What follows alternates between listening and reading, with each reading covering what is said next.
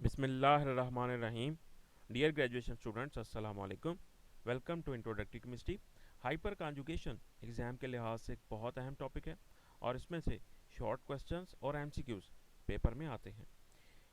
ये topic a textbook of organic chemistry by doctor Mohammad Yunus के chapter 2 basic concepts in organic chemistry के page number 40 से लिया गया है। हाइपर कॉन्जुगेशन के दो और नाम भी हैं। इस इफ़ेक्ट को सबसे पहले 1935 में यूनिवर्सिटी ऑफ लीड्स में दो साइंटिस्ट जिनके नाम जॉन विलियम्स बेकर और वेल्फ्रेड सैमुअल नथिन था, इन्होंने इंट्रोड्यूस करवाया। इसी की बुनियाद पर हाइपर कॉन्जुगेशन को बेकर नथिन इफेक्ट भी कहा जाता है।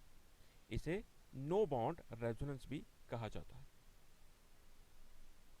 Outline of the topic: introduction, definition, explanation, applications, possible practice questions. Students, resonance और हाइपर कॉन्जुगेशन दो ऐसे इलेक्ट्रॉनिक इफेक्ट्स हैं जिनके बारे में मैं कुछ पॉइंट्स इंट्रोडक्शन में ही डिस्कस करना चाहता हूं, ताकि लेक्चर में आगे चलकर आपको किसी भी किस्म की कंफ्यूजन ना रहे। Resonance involves delocalization of pi electrons leaving the sigma bond untouched. Pi electrons का डीलोकलाइज हो जाना और रेजोनेंस कहलाता है, जबकि इसमें सिग्मा बॉन्ड इन्वॉल्व नहीं होता। Delocalization of sigma electrons is called hyperconjugation, जबकि सिग्मा इलेक्ट्रॉन्स का डीलोकलाइज हो जाना हाइपर कॉन्जुगेशन कहलाता है। स्टूडेंट्स, पाई इलेक्ट्रॉन्स और सिग्मा इलेक्ट्रॉन्स क्या होते हैं?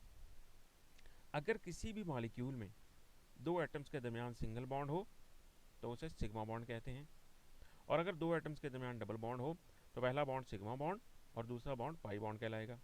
इसी तरह से अगर दो एटम्स के दरमियान ट्रिपल बॉन्ड हो तो पहला बॉन्ड सिग्मा बॉन्ड और बाकी दो बॉन्ड पाई बॉन्ड कहलाएंगे।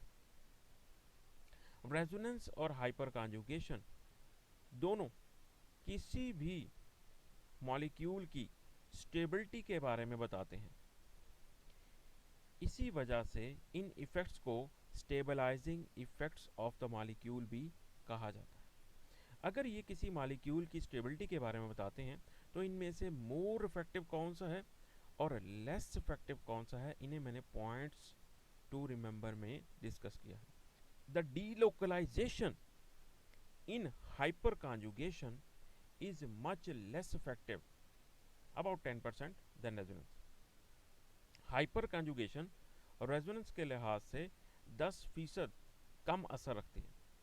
यानी अगर हम किसी भी मॉलिक्यूल की स्टेबिलिटी को डिस्कस कर रहे हैं तो हम रेजोनेंस को ज़्यादा प्रेफर करेंगे। स्टूडेंट्स, अब ये जो ब्रैकेट में लिखा हुआ है ये क्या है? हाइपर कॉन्जुगेशन के साथ भी और रेजोनेंस के साथ भी, ये इसकी कंप्लीट डेफिनेशन है। इसे किस तरह से पढ़ा जाता है ये मैं आपको बता देता हूँ। Delocalization of sigma electrons to an adjacent pi electron और एम्प्टी और partially filled p orbital is called hyperconjugation. इसी तरह से जो रेजोनेंस के साथ ब्रैकेट में लिखा हुआ है इसे कैसे पढ़ा जाए?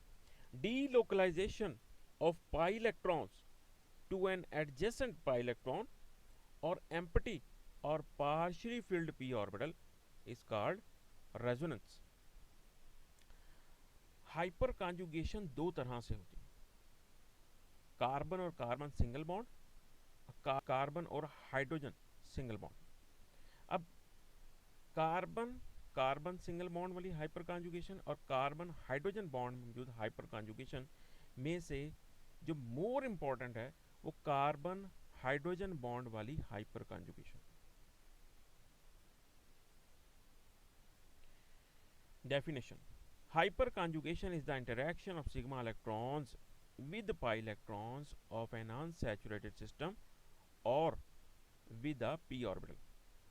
किसी भी अनसैचुरेटेड सिस्टम में पाई इलेक्ट्रॉन्स या p ऑर्बिटल का सिग्मा इलेक्ट्रॉन्स के साथ तल्लक हाइपर कॉन्जुगेशन कहलाता है। यहाँ अनसैचुरेटेड सिस्टम से मुराद एक डबल बॉन्ड वाला सिस्टम है। इसके लिए मैंने प्रोपीन प्रोपिलीन या मिथाइल एथाइलीन की एग्जाम्पल ली है। स्टूडेंट्स, अगर मैं इस मॉलिक्यूल के तमाम हाइड्रोजन खोल कर लिख दूं तो ये कुछ इस तरह से नजर आएगा। अब ये फंक्शनल ग्रुप है जिसमें कार्बन और कार्बन के दरमियान डबल बॉन्ड है। अब इससे फर्स्ट कार्बन को मैं अल्फा कार्बन कहूँगा और इसके साथ 3 हाइड्रोजन जुड़े हुए हैं जिन्हें मैं अल्फा हाइड्रोजन्स का नाम दे दूंगा। ये अल्फा कार्बन बॉन्ड में मौजूद 2 इलेक्ट्रॉन्स में से एक इलेक्ट्रॉन जो कि इसका अपना है जबकि दूसरा इलेक्ट्रॉन हाइड्रोजन का है, ये हाइड्रोजन वाला इलेक्ट्रॉन छीनकर नेक्स्ट कार्बन को शिफ्ट कर देगा। यूं कार्बन और कार्बन के दरमियान डबल बॉन्ड बन जाएगा जैसा नेक्स्ट रेजोनेटिंग स्ट्रक्चर में डबल बॉन्ड बना हुआ है। अब चूंकि सेंट्रल कार्बन को एक इलेक्ट्रॉन मिल चुका है जो कि हाइड्रोजन का इलेक्ट्रॉन था, तो इसने डबल बॉन्ड बना लिया और इसका जो अपना बॉन्ड यहाँ इसका जो अपने बॉन्ड में 2 इलेक्ट्रॉन्स मौजूद थे वो दोनों इलेक्ट्रॉन्स उसने नेक्स्ट कार्बन को शिफ्ट कर दिए। इस तरह से जो नेक्स्ट कार्बन है उस पर lone pair with negative charge आ जाएगा। इसमें से एक इलेक्ट्रॉन तो इस कार्बन का अपना है जबकि दूसरा इलेक्ट्रॉन वो है जो सेंट्रल कार्बन ने दे दिया है। इसके पास एक इलेक्ट्रॉन ज़्यादा होने की वजह से इस पर -1 चार्ज आ जाएगा जबकि हाइड्रोजन का इलेक्ट्रॉन छीन लिया गया, इसके ऊपर प्लस चार्ज आ जाएगा। अब यहाँ कार्बन और हाइड्रोजन के दरमियान कोई बॉन्ड मौजूद नहीं है लेकिन फिर भी ये कार्बन और हाइड्रोजन आपस में एक इंटरेक्शन रखते हैं और इसे no bond between carbon and hydrogen वाले इस इफेक्ट को हम नो बॉन्ड रेजोनेंस भी कहते थे। स्टूडेंट्स, बारी बारी ये तीनों हाइड्रोजन हाइपर कॉन्जुगेशन इफेक्ट के थ्रू इस मॉलिक्यूल को स्टेबल करेंगे। अब ये कार्बन हाइड्रोजन से इसका इलेक्ट्रॉन छीनकर अपना बॉन्ड बना लेगा जैसा कि इस रेजोनेटिंग स्ट्रक्चर में इसने बॉन्ड बना लिया, यानी कि इस कार्बन ने सेंट्रल कार्बन के साथ यहाँ बॉन्ड बना लिया जबकि सेंट्रल कार्बन का जो डबल बॉन्ड पहले से बना हुआ था उसमें मौजूद दोनों के दोनों इलेक्ट्रॉन्स लास्ट कार्बन पर शिफ्ट हो चुके हैं, यूं इस पर लोन पेयर भी नेगेटिव चार्ज बन गया। इसी तरह से तीसरा हाइड्रोजन भी यही इफेक्ट दोहराएगा और इस मॉलिक्यूल की स्टेबिलिटी में इजाफा करेगा।